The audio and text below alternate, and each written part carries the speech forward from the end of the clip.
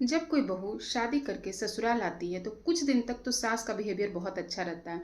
मगर जैसे जैसे समय गुजरता है, बहू को सास ताने देना स्टार्ट कर देती है, उसके कामों में कमियां निकालना शुरू कर देती है, उसके घर वालों की बुराइयां शुरू कर देती हैं। लेकिन जब कुछ समय के बाद जब सास पूरी तरह डिपेंड हो जाती बहू पे, तो यही बहू उन पुरानी बातों को याद करके अपने सास से बदला लेना स्टार्ट कर देती है। वो चाह कर भी अच्छे मन से, खुश मन से अपने सास और ससुर का सेवा नहीं कर पाती हैं। हम सबके घर में लगभग ये होता ही है। मैंने एक स्टोरी पढ़ी थी जो सास और बहू से रिलेटेड थी। जब मैंने वो स्टोरी पढ़ी तो मेरे आंख में आंसू आ गए थे और मैंने उसी वक्त डिसाइड किया था कि ये स्टोरी मैं अपने व्यूवर्स को जरूर सुनाऊंगी। नमस्कार दोस्तों, मेरा नाम है इंदु और आप सभी का स्वागत है मेरे यूट्यूब चैनल हंसती रोती जिंदगी में। दोस्तों, मैं इस चैनल में छोटी छोटी स्टोरियां सुनाती हूँ। आज की स्टोरी है सास और बहू से रिलेटेड। तो चलिए बिना टाइम वेस्ट किए मैं अपनी स्टोरी स्टार्ट करती हूँ। कहानी है एक बहू की जिसका नाम था संजना।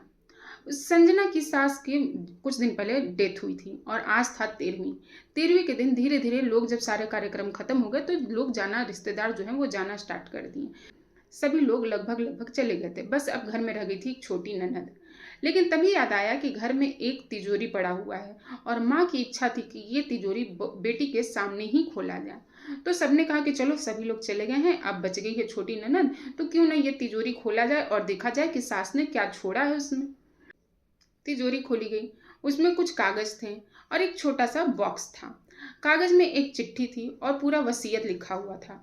चिट्ठी में लिखा हुआ था कि किसको क्या देना है। मेरे कुछ जमीन जायदाद पोते को दे दिया जाए, कुछ जमीन जायदाद मेरे बेटी और दामाद को दे दिया जाए, कुछ जो है मेरे बेटे को दे दिया जाए, लेकिन बहू को वो छोटा सा तिजोरी दिया जाए। उसमें भी ताला लगा हुआ था और चाबी भी रखा हुआ था सामने में ही। और उस चिट्ठी में ये लिखा हुआ था, मैं चाहती हूँ ये तिजोरी मेरी बहू अपने बेटे के पहली एनिवर्सरी, शादी का पहला सालगिरह के बाद ही खोले। तो सबने बोला कि ठीक है, कोई बात नहीं। और उस बहू का जो बेटा था उसका ऑलरेडी सगाई हो चुका था, कुछ दिन के बाद शादी थी।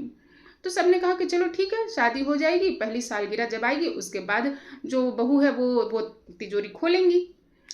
फिर कुछ दिन के बाद उसके बेटे की शादी हो गई। शादी होने के बाद उसकी बहू घर में आती है। संजना जो थी वो बहुत पढ़ी लिखी भी थी, अच्छे अच्छे कपड़े पहनती थी, उसको अच्छा अच्छा खाना भी बनाना आता था, उसको मोबाइल चलाना आता था। वो बहुत ही आज के ज़माने की नारी थी। उसने सोचा कि मैं तो आज के ज़माने की नारी हूँ, मैं तो बहू के साथ बहुत आराम से एडजस्ट कर लूँगी, कोई इशू नहीं होगा। उसके बहू को छोटे कपड़े पहनने पे भी कोई इशू नहीं था। बहू जॉब करती थी, उसमें भी उसको कोई इशू नहीं था। बहू खाना नहीं बनाती थी, बाई रख ली थी, इस पे भी उसको, संजना को कोई प्रॉब्लम नहीं था। संजना को अपनी बहू से कोई इशू नहीं था। जब बहू जैसा चाहती थी, संजना को लगता था कि आज के ज़माने की है, मैं भी आज के ज़माने की बन के रहूँगी, मैं बहू को रोकूंगी नहीं, टोकूंगी नहीं, कुछ नहीं बोलूँगी, हम लोग मज़े से रहेंगे। इसी तरह दिन गुजरते गए। कुछ दिन बाद उसके बेटे का बर्थडे आया। बर्थडे जब आया तो बेटा और बहू का वो इंतजार कर रही थी कि वो शाम को आएंगे जब ऑफिस के बाद से, तो हम घर में बर्थडे सेलिब्रेट करेंगे। मगर वो इंतजार करती रह गई, ना तो उसका बेटा आ रहा था ना उसकी बहू आ रही थी। रात के कुछ 2 बज रहे थे, तब उसके बेटे और बहू रात को वापस घर लौटे। तब तक जो संजना थी वो जागी हुई थी। उसने दरवाजा खोला और वो देखा कि बेटा और बहू एकदम थके हारे आ रहे हैं। तो उसने पूछा, बेटा तुम कहाँ थे? तो उसने बहू तो बहुत चिढ़ गई कि एक तो इतनी रात में थके हारे आ रहे हैं और सास माँ है जो सवाल कर रही हैं। वो चुपचाप अपने रूम में चली गई। बेटे ने कहा कि माँ, आज मेरा बर्थडे था, हमारे दोस्तों ने पार्टी रखा था और इसलिए मैं पार्टी करने चला गया था। और ये बोलकर बेटा भी और कुछ ज़्यादा नहीं बोला, चुपचाप अपने रूम में गया, दरवाजा बंद करके सो गया। उस दिन संजना पहली बार रोई अपने बेटे और बहू का बिहेवियर देख के, क्योंकि वो सुबह से इंतजार कर रही थी कि अपने बेटे का बर्थडे सेलिब्रेट करेगी। खैर, उस दिन भी गुजर गया, रात भी गुजर गई। दूसरे दिन उसने देखा कि बहू बहुत गुस्से में थी। जब इसने पूछा कि बहू क्या हो गया, इतने गुस्से में क्यों हूँ, तो उसने बोला, बहू ने, कि माता जी, आपको क्या जरूरत है इतनी रात को क्वेश्चन करने की? हम इतने थके हारे थे, सुबह भी बात हो सकती थी, मगर आपको रात को ही इतने सवाल करने होते हैं। आप जब देखो तो रोकती और टोकती हैं। आप ऐसे मत करो, वैसे मत करो, कहाँ जा रहे हो, कब आओगे? तब संजना को लगा, मैं तो चिंता में, केयर में ये 2 सवाल पूछ लेती हूँ, कुछ अच्छे के लिए ही बोल देती हूँ कि ऐसा मत करो बेटा, ऐसा करने से ये आपको प्रॉब्लम हो सकती है। मैंने इसको रोका टोका तो नहीं था, मैं तो इसके भले के लिए ही कुछ मना कर रही थी या कुछ बता रही थी। ये इसका रोकना और टोकना था। उस दिन संजना दूसरी बार रोई।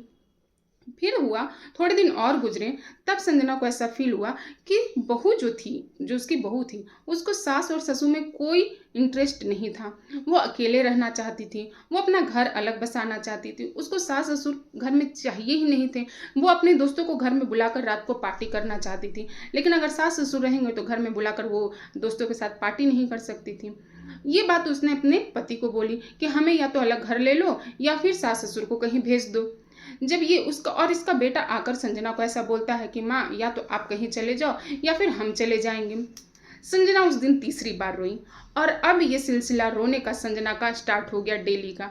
कोई बहू आकर उसको बोलती जिस पर कि संजना को रोना आ जाता। कितना भी वो चाह रही थी कि मैं बहू से झगड़ा ना करूँ, बहू को कुछ ना बोलूँ, जैसे वो रहना चाहती वैसे रहूँ, मगर कोई ना कोई बात हो जाती थी जो संजना सोचती भी नहीं थी अच्छा ऐसा है क्या, मगर ऐसा हो जाता था और बहू कुछ न कुछ बोल जाती थी जिसपे संजना को रुलाई आ जाती थी। खैर ऐसे दिन गुजरते गए, संजना के रोते दिन गुजर रहे थे। बहू के और बेटे का सालगिरह आया, सालगिरह भी बीत गया, उसमें भी संजना को किसी ने याद नहीं किया। इस तरह जब सालगिरह बीत गया, 1-2 दिन के बाद उसको याद आया कि मेरी सास ने एक तिजोरी छोड़ा था और उसने कहा था कि 1 साल के बाद अपने बेटे के एनिवर्सरी के बाद ही ये तिजोरी खोलना। संजना को याद आया जब उस तिजोरी का, तो वो गई और वो तिजोरी लाकर उसने उसको खोला। उस तिजोरी में बस 2 लिफाफे थे और कुछ भी नहीं था। एक लिफाफे पे लिखा हुआ था पहला, दूसरे लिफाफे पे लिखा हुआ था दूसरा। तो संजना ने सबसे पहले पहला लिफाफा खोला, उसमें एक चिट्ठी थी और एक रुमाल था। तो चिट्ठी जब संजना पढ़ी तो उसमें लिखा हुआ था, बहू ये वो रुमाल है जिससे मैं तुम्हारे शादी के आने के बाद से अपने आंसू पोंछ रही हूँ। संजना को बहुत दुख हुआ कि मेरी सास रोती थी, वो अपने आंसू पोंछती थी। वो कब रोती थी, मैंने तो कभी उनको देखा ही नहीं रोते हुए। खैर उसने बस इतना ही लिखा था उस चिट्ठी में। फिर दूसरा लिफाफा उसने खोला, दूसरे लिफाफे में एक नया रुमाल था और एक चिट्ठी थी। फिर संजना ने उस चिट्ठी को पढ़ा, उसमें लिखा था, बहू ये रुमाल तुम्हारे लिए है। तुमने जो मेरे साथ किया है, जब तुम कर रही थी तो तुमने बिल्कुल नहीं सोचा कि ये मेरे साथ भी हो सकता है। बहुत आराम से तुमने जैसे मन किया वैसे मुझे ट्रीट किया।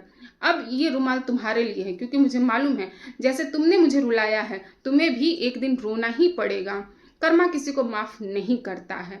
तो ये रुमाल जो है अब तुम्हारे लिए है और मुझे पता है अब ताउम्र इस रुमाल की तुमको ज़रूरत पड़ेगी। संजना उसके बाद जब रोना स्टार्ट की तो उसके आंसू कभी नहीं रुके। उसने सोचा भी नहीं था कि मैं इतनी आधुनिक हूँ, इतनी पढ़ी लिखी हूँ, इतने मॉडर्न ख्यालों की हूँ, लेकिन फिर भी मेरी बहू के साथ नहीं बनेगी। और मैंने जो अपनी सास के साथ किया था, उनके मरने का इंतज़ार किया था, आज मेरी बहू भी सेम मेरे साथ कर रही है। दोस्तों इस कहानी से बहुत सारे सीख हैं। आपसे आगे आने वाले लोग आपसे ज़्यादा समझदार, ज़्यादा मॉडर्न होंगे, उनके साथ आप एडजस्ट कर लोगे, ये भी एक बड़ा सवाल है। ये भी समय आने के बाद ही पता चलेगा। गुस्से में हम किसी के साथ बुरा बिहेवियर कर देते हैं, हम ये सोचते हैं कि उसने मेरे साथ ऐसा किया था, मैं भी उसके साथ ऐसा करूँगी। लेकिन देखिए दोस्तों, आपने गुस्से में किया, आपने अपना कर्मा खराब किया और एंड में आपको उसका फल मिल रहा है। गुस्से में ही आप अपना कर्म, अपना मुंह, अपना वचन क्यों खराब कर रहे हैं। इस कहानी से हर सास, हर बहू को कुछ न कुछ सीखना चाहिए। आप लोगों को मेरी ये स्टोरी कैसी लगी मुझे ज़रूर बताइएगा। प्लीज़ इसको अपने दोस्तों तक ज़रूर फॉरवर्ड करिएगा और मेरा चैनल सब्सक्राइब करिए, कमेंट ज़रूर करिए, क्योंकि आपके कमेंट पढ़ने से ही मुझे समझ में आता है कि मैं कहाँ सही हूँ, मैं कहाँ गलत हूँ। धन्यवाद।